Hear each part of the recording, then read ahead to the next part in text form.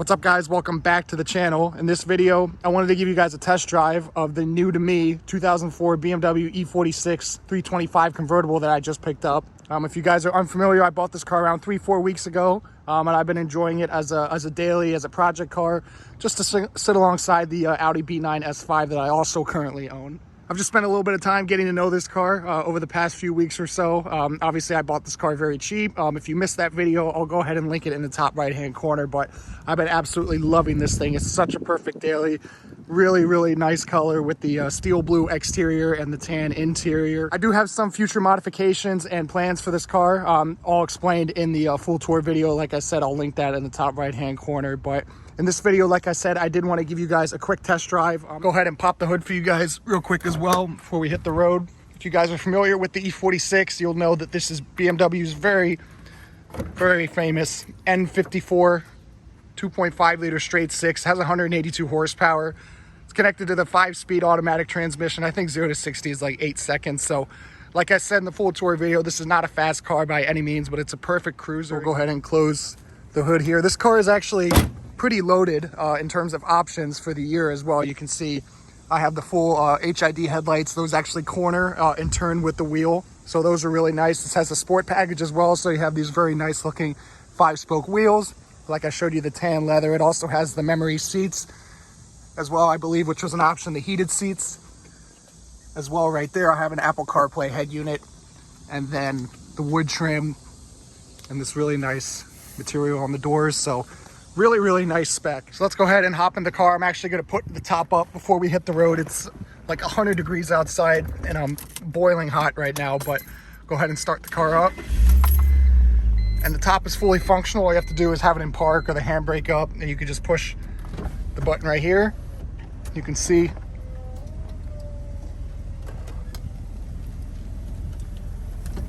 top works flawlessly. The back compartment will go down and it'll latch into place, and the windows will roll up. All right, guys, we are inside the E46. We're taking off as the test drive. Just cruising along here, taking off from the stoplight. You can hear the car is very quiet. The transmission shifts very smoothly.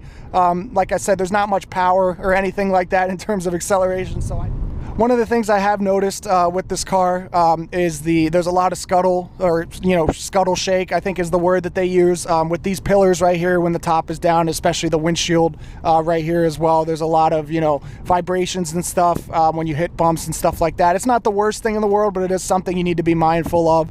Obviously, this is a 20-year-old BMW with the soft top nonetheless. I know that the E92s, the generation after this one, went to a hard top, which probably helped fix that problem a lot, but it's just something that, it doesn't, detract from the driving experience or anything like that. It's just something that you need to be aware of if you're looking at cars like this.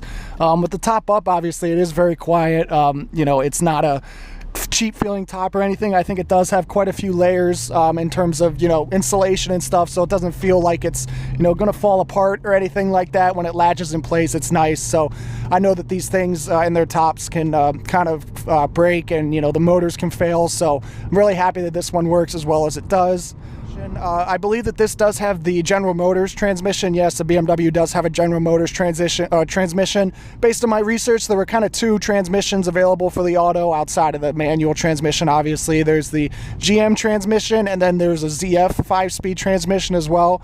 It's a little bit confusing as to which transmission your E46 has. I think it's dependent on both the VIN and the transmission code. I believe this one has the R designation at the end of its transmission code, so it has the GM, but I think it's a Z if you have the ZF as well. But it doesn't really make a huge difference in terms of driving experience. I think at this point, once the cars get up in age a little bit, it just comes down to which transmission has been more reliable. And I think, fingers crossed, knock on wood here, that the GM transmission has held up a little bit better based on my research over time. But there is a sport mode to it. You can slap it over to the left here. It doesn't really change anything in terms of driving dynamics. Maybe the throttle is just a little bit sharper. Look, I guess it's holding revs a little bit higher, but outside of daily driving, it's not turning this thing into a race car or anything like that. It's still, a very lazy transmission from 20 years ago. And the manual kind of the manual control right here. You know, it does work. It's slow, obviously. If I go ahead like that, it's not, you know, it's not a dual clutch. It's not the 8-speed in my Audi, but it is still a good, you know, solid daily driver transmission. So as you can hear, and as I've said already in the earlier part of the video, very, very nice installation, very quiet in here, not too much noise transmitted. This does have a new set of Continental all-season tires on it, which were put on by the previous owner right before he sold it to me, so I'm very happy that those were replaced as well. Continental makes great tires, obviously, and the fact that they're new means that it's very quiet. I guess while I'm talking about fuel economy, I guess my average for this car, if we kind of go through the menus here, I think I just went right past it. It's actually been 22.6 miles per gallon, so not, you know, amazing by any stretch, but it does, you know, it does get better on the highway. I've seen a little bit closer to 25, 26. This is the typical driving situations that this car is in, kind of in the suburban areas. My S5 probably does get better gas mileage than this car, but it's okay. It's not like it's anything too crazy. The one thing that I have also noticed, I don't know if you guys can tell at the top of this dashboard here, there's a strip of tan leather or tan plastic, tan soft plastic. It does create a little bit of glare. I'm not exactly sure why BMW put that there.